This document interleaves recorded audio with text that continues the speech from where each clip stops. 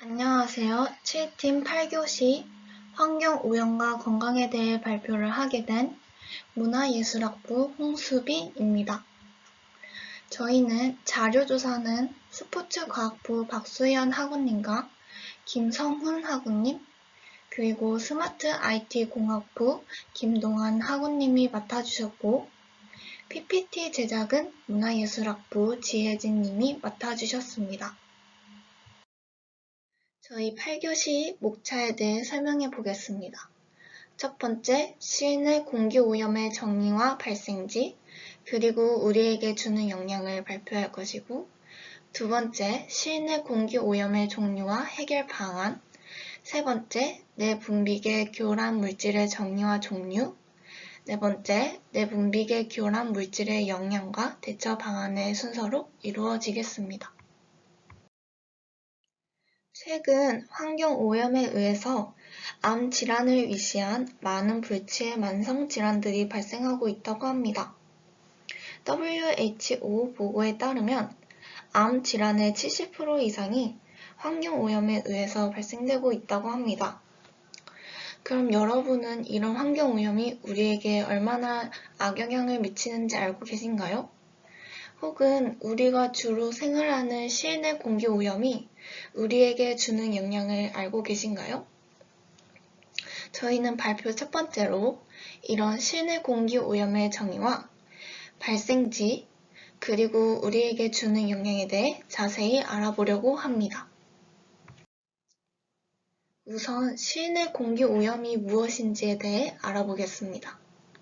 실내 공기오염이란 주택, 학교, 사무실, 공공건물, 병원, 지하시설물, 교통수단 등의 다양한 실내 공간의 공기가 정상 상태보다 오염된 상태를 말한다고 합니다. 그럼 실내 공기 오염의 발생지에 대해 알아보겠습니다.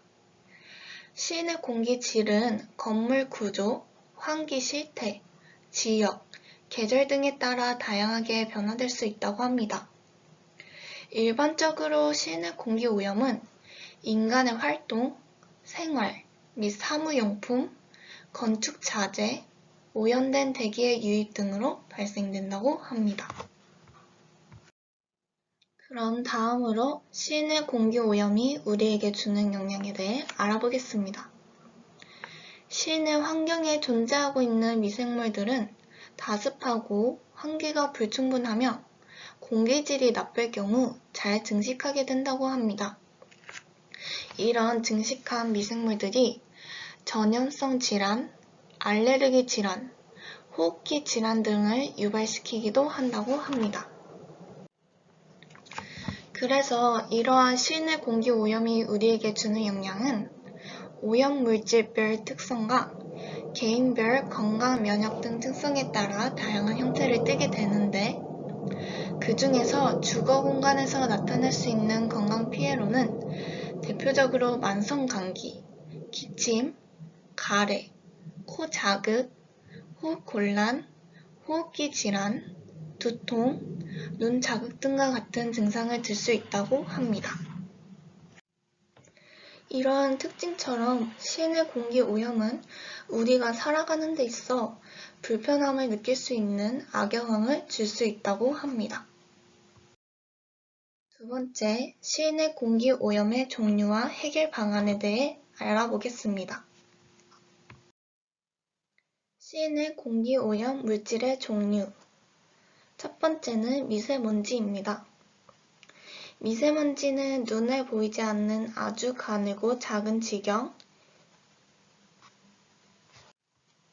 10 마이크로미터 이하의 먼지 입자를 말하며 숨을 쉴 때 호흡기관을 통해 폐로 들어와 폐의 기능을 떨어뜨리고 면역력을 약하게 만든다고 합니다. 미세먼지와 초미세먼지는 코나 기관지에 걸러지지 않고 천식과 폐 질환의 위협이 되며 면역세포의 자궁으로 염증을 유발하기도 한다고 합니다.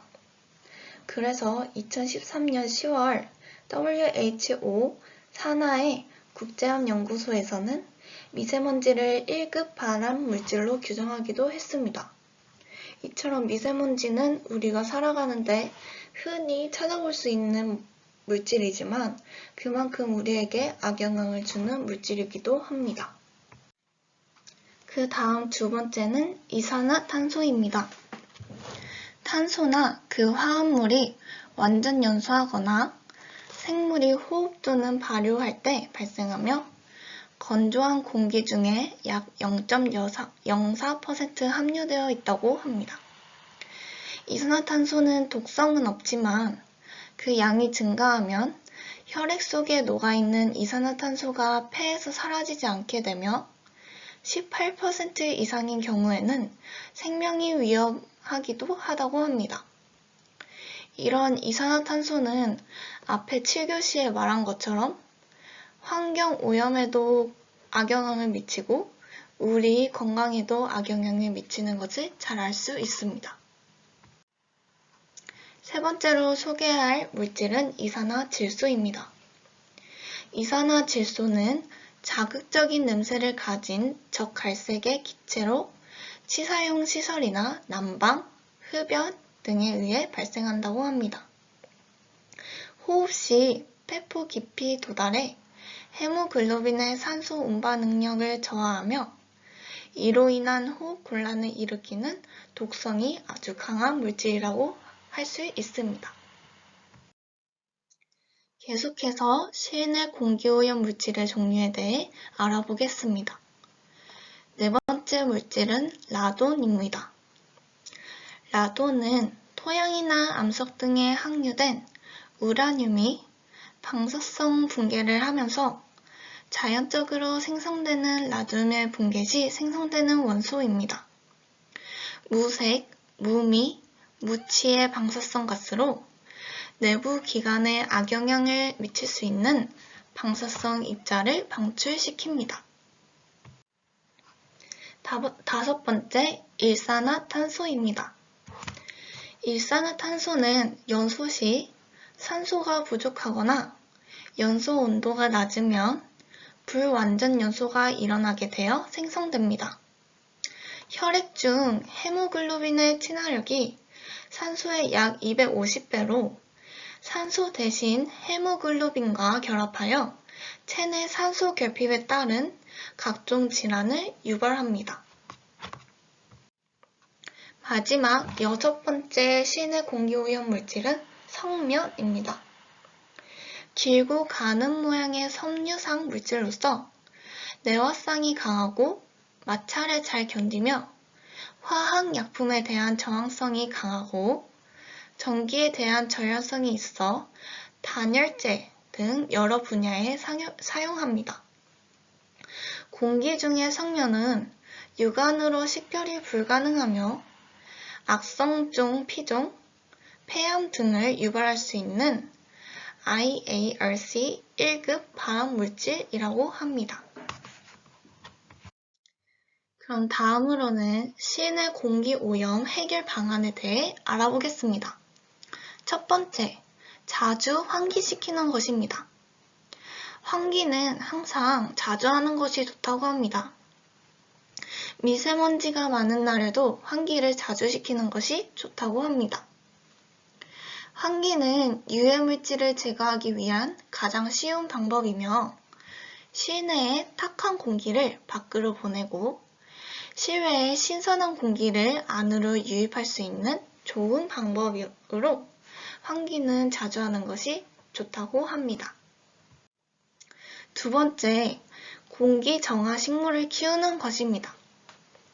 공기 정화 효과가 뛰어난 식물을 집안 곳곳에 두고 키우면 유해물질을 차단할 수 있다고 합니다. 공기 정화 식물에는 아이비, 산세베리아, 행운목, 인도 고무나무 등이 있는데 이 식물들은 공기를 정화하고 실내를 쾌적하게 하는 뛰어난 효과를 가지고 있는 식물들이라고 합니다. 세 번째는 천연 벽지를 사용하는 것입니다. 실내 공간에서 벽지가 차지하는 비율은 약 40%로 시내 공기질에 큰 영향을 미치기 마련입니다. 따라서 인체에 해로운 화학물질을 함유하지 않고 자연 재료로만 제작된 천연 벽지를 사용하는 것이 시내 공기 오염을 해결하는 좋은 방법이 된다고 합니다. 세 번째로 내분비계 교란 물질의 정의와 종류에 대해 알아보겠습니다. 여러분은 내분비계 교란 물질이 무엇인지 알고 계신가요? 저희는 우선 내분비계 교란 물질이 무엇인지에 대해 알아보겠습니다. DDT, PCB 등 환경 중의 화학물질이 사람이나 생물체의 몸속에 들어가서 성장, 생식 등에 관여하는 호르몬, 즉 내분비계에 정상적인 작용을 방해하여 정자수의 감소나 암수 변화, 암 등을 유발할 수 있다고 말해지는 화학물질이라고 합니다. 다음으로 내분비계 교란물질, 즉 호르몬 교란물질의 종류에 대해 알아보겠습니다. 그 첫 번째는 다이옥신입니다. 염소가 연소할 때 극소량이 생성되고 여러 내분비계 장애물질 중 가장 높은 비율을 차지한다고 합니다. 이 장애물질, 즉 다이옥신은 몸에 축적이 잘 되며 모유 수유할 때 많은 양의 다이옥신이 모유를 통해 아이에게도 전달된다고 합니다. 즉 다이옥신은 모유 수유를 하는 엄마에게도 모유 수유를 당하는 아이에게도 악영향을 미칠 수 있는 위험한 물질이라고 할 수 있습니다. 두 번째로 디히드로에피안 드로스테론이라는 물질입니다. 이것은 가소제의 일종으로 우리나라 환경부에서 내분비계 장애물질로 분류하고 있다고 합니다. 시중 음식점이나 업소용 포장랩, 즉 아주 흔하게 사용되며 그만큼 위험한 장애물질이라고 할 수 있습니다. 세 번째는 비스페놀 A입니다. 폴리카보네이트나 에폭시 수지 같은 플라스틱 제조 원료로 사용되는 물질입니다. 이 물질은 투명하게 만들 수 있기 때문에 CD의 재료나 음식 용기로 많이 사용되며 젖병에도 이용된다고 합니다. 이처럼 우리 실생에서 많이 사용되는 물질이 내분비계를 교란할 수 있다고 합니다.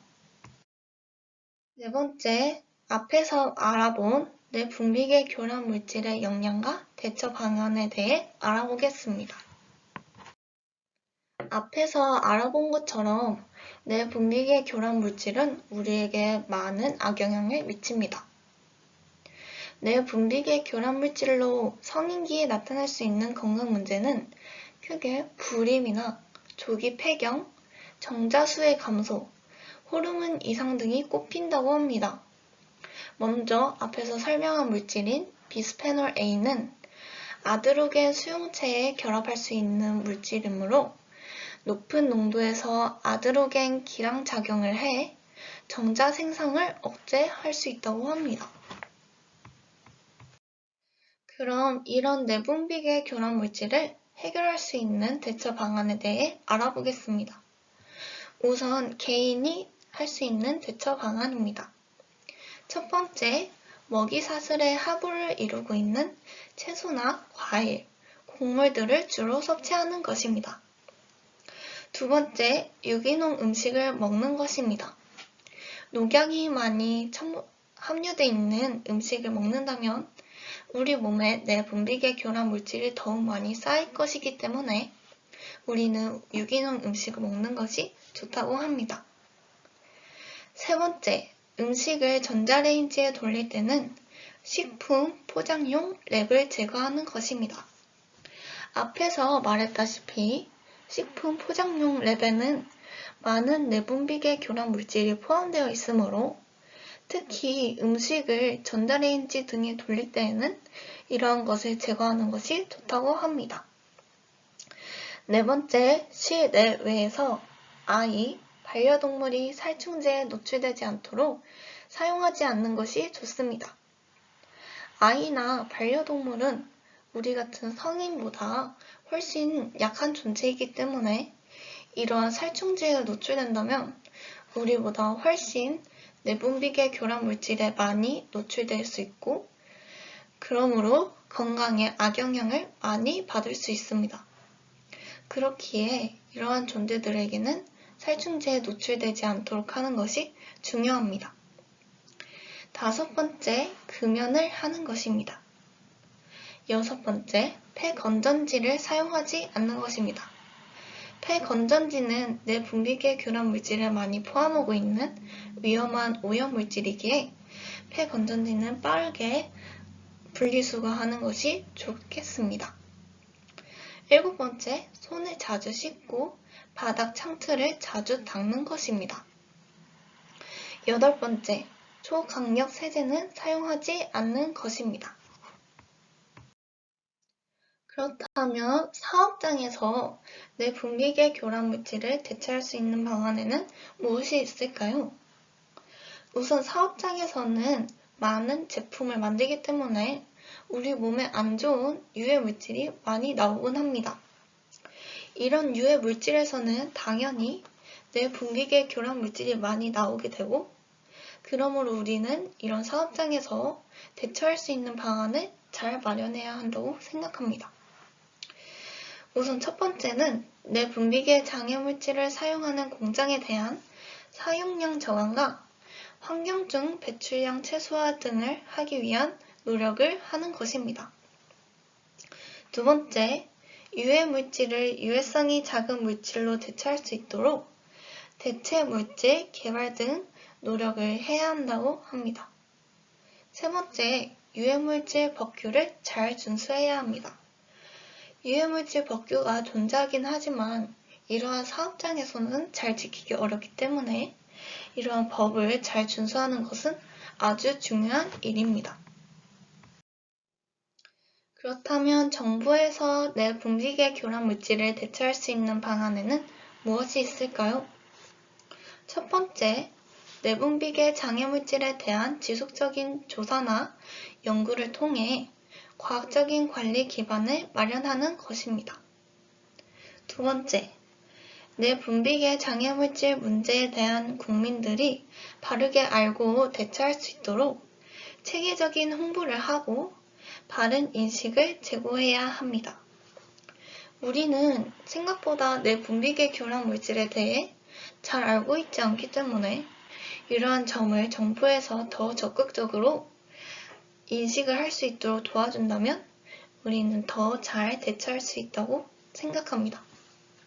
세 번째, 내분비계 장애가 의심되는 물질 중 유해성이 큰 물질에 대해서는 사용 금지나 제한 등의 조치를 취해야 합니다. 네 번째, 산업계, 시민단체, 관련 전문가와 함께 내분비계 장애물질 문제에 대한 인식을 같이 하고 협의체 등을 통하여 적극적으로 의견을 교환하는 중 유기적 관계를 구축해야 합니다. 우리는 정부와 단독적인 존재가 아니기 때문에 같이 함께 협력하여 유기적인 관계를 맺고 이러한 내분비계 교란 물질에 대해 해결할 수 있는 방안을 마련한다면 더욱 빠르고 신속하게 대처할 수 있다고 생각합니다. 그럼 8교시 발표를 퀴즈를 풀어보는 것으로 마무리해 보겠습니다. 첫 번째 퀴즈입니다. 실내 공기의 중요성에 대해 알아봅시다. YT and Science의 실내 공기가 더 위험하다 라는 제목의 영상을 유튜브로 검색하시고 퀴즈를 풀어주시면 되겠습니다. 두 번째, 환경 호르몬의 문제점은 무엇일까요? 유튜브로 비스페놀 A의 문제점을 검색해 보시고 퀴즈를 풀어보시면 되겠습니다. 특히 이 비스페놀 A라는 물질은 앞에서 설명드린 것처럼 투명하게 만들 수 있는 능력을 가진 물질이므로 플라스틱 재료 원료를 사용되는 물질이라고 합니다. 하지만 이 물질은 환경 호르몬을 유발하는 뇌분비계 교란 물질이므로 이러한 물질의 문제점을 잘 살펴보시고 퀴즈를 잘 풀어주시면 감사하겠습니다. 저희가 발표 자료를 만들면서 사용한 출처입니다. 그럼 지금까지 저희 7팀의 발표를 들어주셔서 감사합니다.